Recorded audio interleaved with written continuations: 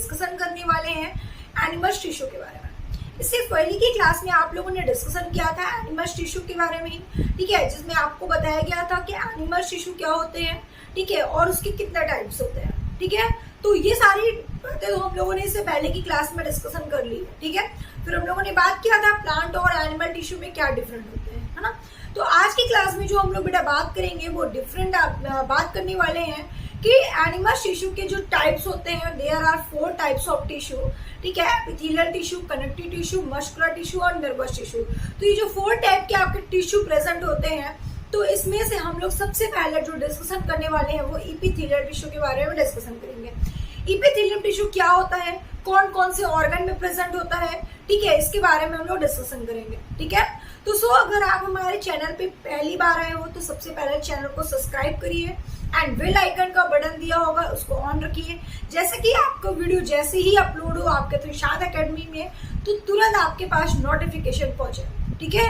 और अगर आपने अभी तक वीडियो को लाइक नहीं किया तो जल्दी से वीडियो लाइक कर दो, ठीक है। चलो अगर हम बात करते हैं सबसे पहले किसके बारे में, एपिथेलियल टिश्यू के बारे में, ठीक है। अगर हम एपिथेलियल टिश्यू के बारे में डिस्कशन करने जा रहे हैं तो सबसे पहला पॉइंट आपका होना चाहिए कि एपिथेलियल टिश्यू जो होता है वो अवैस्कुलर होता है, अवैस्कुलर होता है। बात समझ में आ रही है।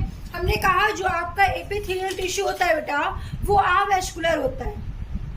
अब आपके मन में क्वेश्चन आया होगा मैम कि अवैस्कुलर का क्या मतलब है, ठीक है। अवैस्कुलर का क्या मतलब है, अवैस्कुलर का मतलब होता है जिसमें कोई ब्लड वेसल्स नहीं होती, ठीक है, जिसमें कोई ब्लड वेसल्स नहीं होती है उसे अवैस्कुलर बोलेंगे, ठीक है। नो ब्लड वेसल्स, इसमें कोई भी आपकी ब्लड वेसल्स प्रेजेंट नहीं होती। अब आप कहोगे मैम ब्लड वेसल्स क्या होती हैं, जैसे कि आपने नाम सुना होगा आर्टरी हो गई आपकी, वेन्स हो गई आपकी, कैपिलरी हो गई आपकी, तो ये सारी क्या है ब्लड वेसल्स होती हैं। तो आपका जो एपिथेलियल टिश्यू होता है वो भैया ब्लड वेसल्स इसमें नहीं, नो ब्लड वेसल्स, इसमें कोई ब्लड वेसल्स नहीं होती है, ठीक है, याद रखिएगा। और ये कैसी होती है, अवैस्कुलर होती है, ठीक है। वैस्कुलर नहीं लिखेंगे आप कभी भी, ध्यान दीजिएगा। एपिथेलियल टिश्यू अवैस्कुलर होती है तो इसका मतलब कि आपकी ब्लड में, आपके वेन्स में, आपकी कैपिलरी में, तो सिंपल सी बात है कि एपिथेलियल टिश्यू प्रेजेंट हो ही नहीं सकता, ठीक है, पहला पॉइंट। दूसरा पॉइंट यहाँ पे दिया है रेस्ट अपॉन बेसमेंट मेम्ब्रेन, ठीक है, रेस्ट अपॉन बेसमेंट मेम्ब्रेन। कहने का मतलब है कि एपिथेलियम टिश्यू हमेशा मेम्ब्रेन के ऊपर होता है और जिस मेम्ब्रेन के ऊपर होता है उसे एपिथेलियम लगे होते हैं, उसी को बेसमेंट मेम्ब्रेन कहते हैं। अब आप कहोगे मैम ये कुछ समझ में नहीं आया, ठीक है। कहने का मतलब ये है कि जो आपके एपिथेलियल टिश्यू होते हैं, ठीक है, वो हमेशा मेम्ब्रेन के क्या होते हैं भैया, मेम्ब्रेन के हमेशा नीचे होते हैं, सॉरी ऊपर होते हैं, ठीक है। वो हमेशा जैसे आपका मेम्ब्रेन है और मेम्ब्रेन के ऊपर ही आपका क्या होगा, एपिथेलियल टिश्यू होगा। बात समझ में आ रही है। मेम्ब्रेन के ऊपर ही आपका क्या होगा, एपिथेलियल टिश्यू प्रेजेंट होगा, ठीक है। जैसे मान लेते हैं ये आपकी एपिथेलियल टिश्यू है, ठीक है, और ये मेम्ब्रेन है, तो मेम्ब्रेन के ऊपर में ही आपका क्या होगा, एपिथेलियल टिश्यू होगा, ठीक है। और जिस मेम्ब्रेन के ऊपर, ठीक है, जिस मेम्ब्रेन के ऊपर ये टिश्यू होते हैं उस मेम्ब्रेन को हम लोग क्या कहते हैं, उस मेम्ब्रेन को हम लोग बेसमेंट मेम्ब्रेन कहते हैं।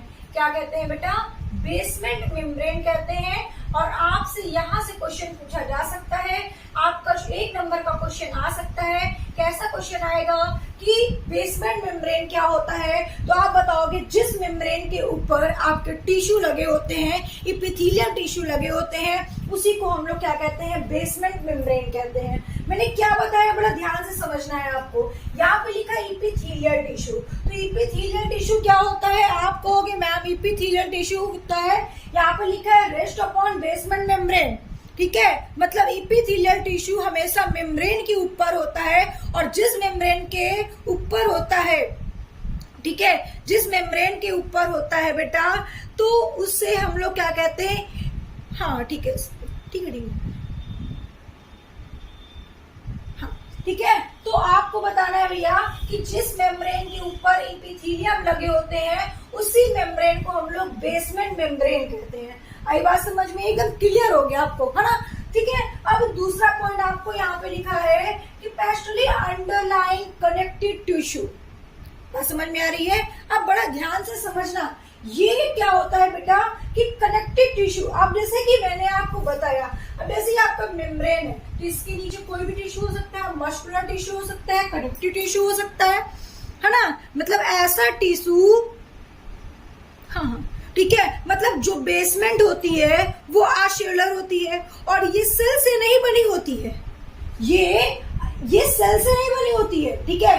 ध्यान समझिएगा क्या बता रही हूँ। ये जो बेसमेंट मेम्ब्रेन होती है आपकी, ठीक है, ये जो बेसमेंट मेम्ब्रेन होती है जिसको मैंने बताया कि टिश्यू के मेम्ब्रेन के ऊपर होती है आपकी एपिथेलियम टिश्यू।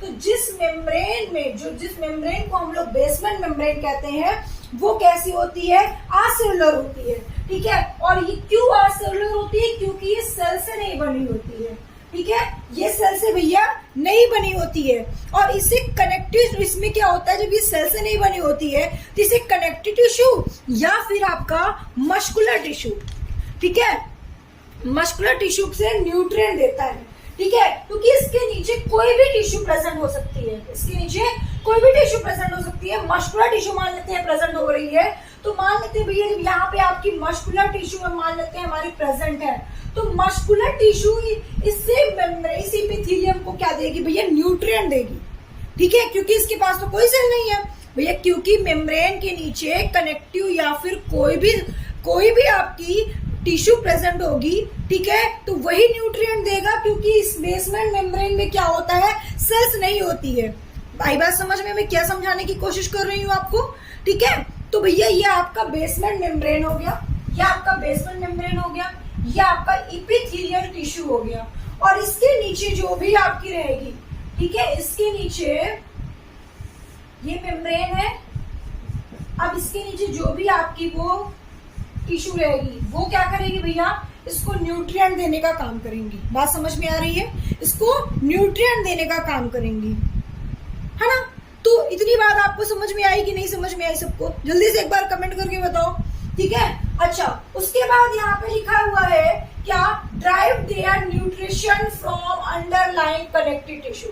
वही बात मैंने अभी आपको बताई है कि भैया अंडरलाइन, ठीक है, कि यहाँ पे भैया न्यूट्रिशन क्या करता है, ये कोई भी टिश्यू यहाँ पे प्रेजेंट होगा, कनेक्टिव टिश्यू प्रेजेंट होगा, मस्कुलर टिश्यू प्रेजेंट होगा, वो इसे क्या करेगा भैया, न्यूट्रिएंट देने का काम करेगा, क्योंकि यहाँ पे सेल्स नहीं होती है, सेल्स नहीं होते इसमें, ठीक है। बात समझ में आ रही है। Partially secrete by epithelial cells and partially underlying connective tissue. यहाँ पे साफ साफ लिखा हुआ है, ठीक है, कि भैया पार्शली अंडरलाइन कनेक्टिव टिश्यू, ठीक है, and partially secrete epithelial cells and partially underlying connective tissue, है ना। बात समझ में आ रही है सबको। तो यहाँ तक आप सभी को समझ में आ गया होगा। अब देखो, ये जो मेम्ब्रेन होती है, ठीक है, ये जो आपकी मेम्ब्रेन थी, जिस मेम्ब्रेन की मैं बात कर रही हूँ, जिस मेम्ब्रेन के ऊपर आपकी ये एपिथेलियल टिश्यू प्रेजेंट है, ठीक है, क्योंकि ये हमेशा एपिथेलियल टिश्यू मेम्ब्रेन के ऊपर होते हैं। तो भैया ये जो टिश्यू प्रेजेंट है इसकी 3 लेयर होती है, सॉरी 3 मेम्ब्रेन होती है, ठीक है। तो 3 मेम्ब्रेन होती है जिसे हम लोग क्या कहते हैं, इनर मेम्ब्रेन कहते हैं, आउटर मेम्ब्रेन कहते हैं, सॉरी 2 मेम्ब्रेन होती है, इनर मेम्ब्रेन कहते हैं और आउटर मेम्ब्रेन कहते हैं। तो भैया इसमें 2 मेम्ब्रेन है, ये आपकी हो जाएगी क्या है, इनर मेम्ब्रेन, और ये आपकी हो जाएगी क्या है, आउटर मेम्ब्रेन। तो इसमें जो 2 मेम्ब्रेन प्रेजेंट होता है, तो इनर मेम्ब्रेन को हम लोग बेसल लैमेला कहते हैं, और आउटर मेम्ब्रेन, इनर मेम्ब्रेन जो आपका होगा, ठीक है, अगर इसके एग्जाम्पल की बात करें तो इनर मेम्ब्रेन बेसल लैमेला से बनी होती है, ठीक है, और आउटर मेम्ब्रेन वाली जो होती है वो फाइब्रस लैमेला से बनी होती है। बात समझ में आ रहा है, ठीक है। अगर आपसे कोई क्वेश्चन पूछ लो, वैसे एक बात बता दो बेटा, क्लास 9th के स्टूडेंट को इतना डीप में मुझे पढ़ाने की जरूरत नहीं है, क्योंकि इतना डीप में उनके चैप्टर में भी नहीं है। जो मैं आपको पढ़ा रही हूँ, अगर आप मुझसे पढ़ रहे हो, ठीक है, और वो भी क्लास 9th के लिए, देखो क्लास 9th में टिश्यू कुछ नहीं है, एकदम इजी सा है, छोटा सा एक टॉपिक है, ठीक है, एक लेक्चर में खत्म हो जाएगा। लेकिन मैं आपको बहुत डीप में पढ़ा रही हूँ। अगर आप मेरी क्लास से अगर स्पेशली अगर बायो पढ़ रहे हो तो ये समझ लो कि ये टिश्यू पढ़ने के बाद क्लास 11 का पूरा चैप्टर आप टिश्यू वाला कंप्लीट कर लोगे, एनिमल टिश्यू का, ठीक है। इतना डीप में मैं आपको पढ़ा रही हूँ, इसलिए एक एक पॉइंट को ध्यान से समझना, मैं बहुत ध्यान से समझा रही हूँ आपको, ठीक है। आई बात समझ में। तो भैया जो मेम्ब्रेन होता है आपका, इनर मेम्ब्रेन और आउटर मेम्ब्रेन, ठीक है, तो इनर मेम्ब्रेन बेसल लैमेला से बना होता है और आउटर मेम्ब्रेन जो होता है वो फाइब्रस लैमेला से बना होता है। आई बात सबको समझ में? ठीक है, अब देखो from outer covering of body. अब भैया इपिथेलियम टिश्यू हमारे आउटर कवरिंग को भी बनाते हैं, ठीक है। अब बात समझ में आने लगी होगी कुछ कुछ कि अभी तक जो मैम आपने इतना पढ़ाया उसका कहने का सिर्फ इतना मतलब है कि जो इपिथेलियम टिश्यू होता है वो आपकी बॉडी का आउटर कवरिंग बनाने का काम करता है, करेक्ट। इसका मतलब कि जो हमारे बॉडी की आउटर कवरिंग है उसमें कौन सा टिश्यू प्रेजेंट होता है? इपिथेलियम टिश्यू प्रेजेंट होता है। हम कह सकते हैं कि इसमें इपिथेलियम टिश्यू प्रेजेंट होता है। बात समझ में आ गई आपको? मैं अभी तक क्या समझाना चाहती थी आपको, ठीक है। तो ये आपके एग्जाम में क्वेश्चन पूछा जा सकता है, इपिथेलियल टिश्यू क्या होता है? ऐसा होता है अवैस्कुलर होता है, उसमें कोई ब्लड वेसल्स नहीं होती है। जो आपकी बॉडी की कवरिंग है उसमें जो टिश्यू है उसमें कोई ब्लड वेसल्स नहीं होती है, याद रखिएगा आप, ठीक है। कोई ब्लड वेसल्स नहीं होती है। आपके जितने भी वेट्रल ऑर्गन्स होते हैं उसको कवर करती है। बॉडी कैविटी में भी काफी इसका रोल होता है, ठीक है। लैंड करती है काफी ज्यादा, ग्लैंड को भी बनाने का काम करती है इपिथेलियल टिश्यू। अभी आप आगे पढ़ोगे कि जो आपकी इपिथेलियल के टाइप्स जब आप पढ़ोगे, ठीक है, 3 टाइप्स के आपके इपिथेलियल टिश्यू होते हैं। जब आप उसको आगे पढ़ोगे, ठीक है, तो वहां पे आप देखोगे कि ग्लैंड को भी बनाने का काम करती है, ठीक है। मैं आपको आगे बताऊंगी वहां पे कहां पे प्रेजेंट होती है, लेकिन अभी आपको याद रखना है कि जो आपकी इपिथेलियम टिश्यू होती है वो मेनली आपकी कहां पे? बॉडी कवरिंग में होती है, बॉडी कवरिंग को बनाने का काम करती है। सबको समझ में आ गया कि नहीं? जल्दी से बताओ। अगर इतना समझ में आ गया आपको तो हम लोग आगे की और बात करते हैं। देखो कवरिंग की बात कर रहे हैं और ग्लैंड की बात कर रहे हैं। अभी मैंने बताया कि ग्लैंड वाला पार्ट भी बताया, तो वहां पे आपको ध्यान देना है कि जो आपका इपिथेलियल टिश्यू है, ठीक है, जो आपका इपिथेलियल टिश्यू है वो एक हम 2 पार्ट्स में डिवाइड कर दे रहे हैं। एक कवरिंग लिविंग इपिथेलियम में डिवाइड करें, ग्लैंडुलर इपिथेलियम में डिवाइड करते हैं। तो ग्लैंड वाला पार्ट हम लोग बाद में पढ़ते हैं, पहले हम लोग कवरिंग लिविंग इपिथेलियम की बात करते हैं, ठीक है। अब देखो अगर हम लोग कवरिंग इपिथेलियम की बात कर रहे हैं तो इपिथेलियम टिश्यू को तो कवरिंग एंड ग्लैंडुलर इपिथेलियम को बनाती है, ठीक है। अगर कवरिंग की बात कर जाए तो cover the body part, line the body cavity vitriol organ, ठीक है। मतलब इपिथेलियम में अगर एक लेयर सिंगल लेयर होती है तो वो आपका सिंपल इपिथेलियम टिश्यू हो जाएगा, ठीक है। अब अभी आपको थोड़ा सा कम समझ में आ रहा होगा, ठीक है। मैम क्या आप समझाने की कोशिश कर रही है, ठीक है। अभी देखो बहुत ध्यान समझना, मैंने बताया कि जो आपका इपिथेलियल टिश्यू है उसको हम 2 पार्ट में डिवाइड कर रहे हैं। एक डिवाइड कर रहे हैं कवरिंग और लिविंग इपिथेलियम में, एक ग्लैंडुलर इपिथेलियम में।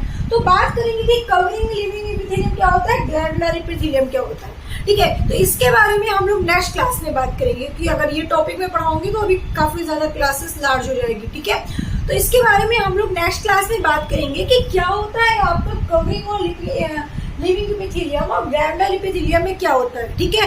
तो मैं इसको नेक्स्ट क्लास में डिस्कशन करूंगी, ठीक है। एंड सबसे इम्पोर्टेंट बात ये है आपके लिए कि जितना मैंने आपको अभी पढ़ाया, ठीक है, बहुत इजी था, ठीक है, बहुत इजी था। और अगर आपको नहीं समझ में आता या कोई भी इशू होती है, कोई भी प्रॉब्लम होती है तो आप मुझे कमेंट कर सकते हो, उसका रिप्लाई आपको ऑन द स्पॉट तुरंत मिलेगा, ठीक है। जो भी इशू होती है, जो भी प्रॉब्लम होती है क्लास लेने में आपको, तो आप मुझे तुरंत कमेंट करके बात कर सकते हो, ठीक है। चलो, तो इतनी बात आपको समझ में आ गई। इसको हम लोग बाद में पढ़ते हैं, नेक्स्ट क्लास में हम लोग इसी पे डिस्कशन करेंगे, ठीक है, कि क्या कवरिंग और लिविंग वाला पार्ट होता है। वैसे बेटा एक बात बता दूं, ये आपके आउट ऑफ सिलेबस है, ठीक है, ये आपका आउट ऑफ सिलेबस है। अगर मैं इसको नहीं पढ़ाती तो कोई दिक्कत नहीं है, ठीक है, परेशान मत होना, क्योंकि वैसे भी आपके सिलेबस में नहीं है। मैंने इतना पढ़ा दिया ना, इतना आप लोग पढ़ लो, उसके बाद तो आपको टाइप्स पढ़ने की जरूरत होगी, ठीक है, टाइप्स में पढ़ाऊंगी, ठीक है। लेकिन कोई नहीं, ये थोड़ा सा आपके लिए समझने में थोड़ा प्रॉब्लम होती है, फिर मैं इसको ज्यादा वो नहीं करूंगी, लेकिन कोई बात नहीं, मैं नेक्स्ट क्लास में इजिली आपको ये बताऊंगी क्या होता है ये, ठीक है। तो आज के लिए इतना ही, फिर मिलते हैं नेक्स्ट क्लास में नेक्स्ट वीडियो के साथ। Okay, enjoy.